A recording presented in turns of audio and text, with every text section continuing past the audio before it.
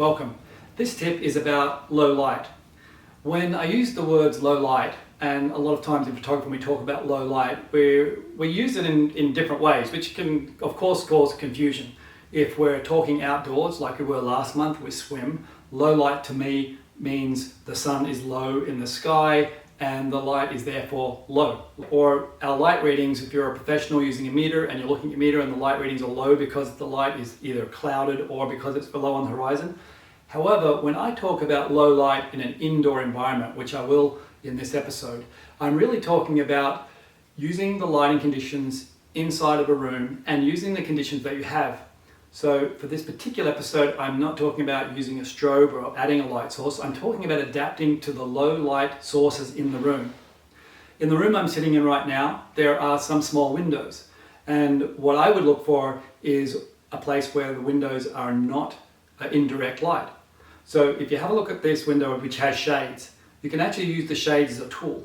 You can pull the shades down or up to reduce the light or increase it. So the first thing that I look for personally in a low light environment is is the light direct? Meaning, is there strong shards of light coming through? That is a particular look, but for the purposes of this episode, I'm really talking about non-direct light. So non-direct light is when the light is not shining through from a direct sun. That means you can see the sun. What it means is you've got a window open and naturally the light is stronger in front of the window. You can literally use your hand by putting it in front of the window and pass it through the light. And you can see where the light source is. I refer to the light where it gets stronger as the source, and that is the light that I'm focused on. Low light is terrific when using your subject from an emotional standpoint. So quite often I've done long exposures. For long exposures, if you're working with a more professional camera, or even if you're working on your personal device, this is some place that a tripod comes in extremely handy, and if you're working on a pro level, it's essential. So the tripod will stabilize the camera. It does mean that you have to really focus on what you want in your frame. However, it does give you that flexibility of being able to have a very controlled environment. If you're using your personal device, one trick that I've often used is I just simply get something like a couple of books and put the books together and put my phone on it, and that stabilizes the camera. It can be a little awkward to find the position that you want. However, just have a play around with it by putting your phone between things. So using the low light, these are some examples of photographs I've done in low light. I have sometimes put the subject so that the light is behind them, so they're virtually backlit with the source, and I find that adds a great mood and ambience. This shot of Giselle, for example, is taken in Los Angeles in very low light, meaning outside it was already sunset. I turned her against the window and I photographed her for 3 seconds, meaning I opened the shutter of the camera for 3 seconds.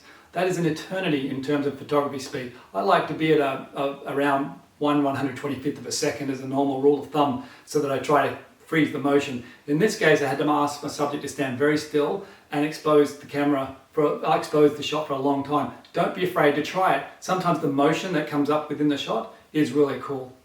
If you're using a more sophisticated camera, then I try to keep the ISO of the camera around 200 to 400 for the highest quality.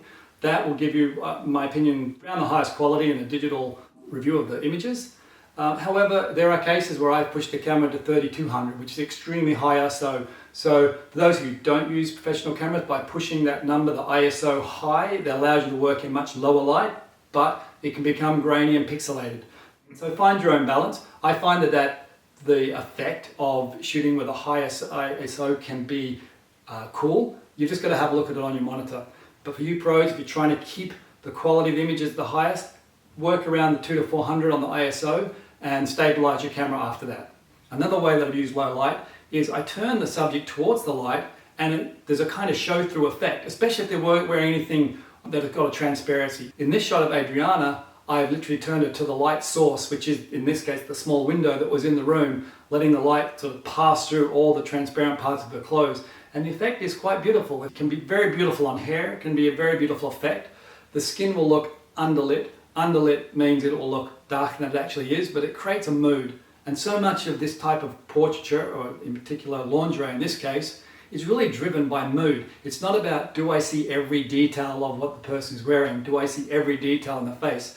Sometimes just by turning towards the light source and catching one eye in the light, you're creating all the mood that you possibly need for that photograph. So as a great friend once said to me, when I'm doing this type of photography, I remember that I'm selling hope, not soap. So that means this is all about the feel and not about how well lit it is. So technical imperfections are often what makes this kind of photography perfect. So good luck working on your low light. If you've got questions, please put them in the comments and I'll be answering them as we go.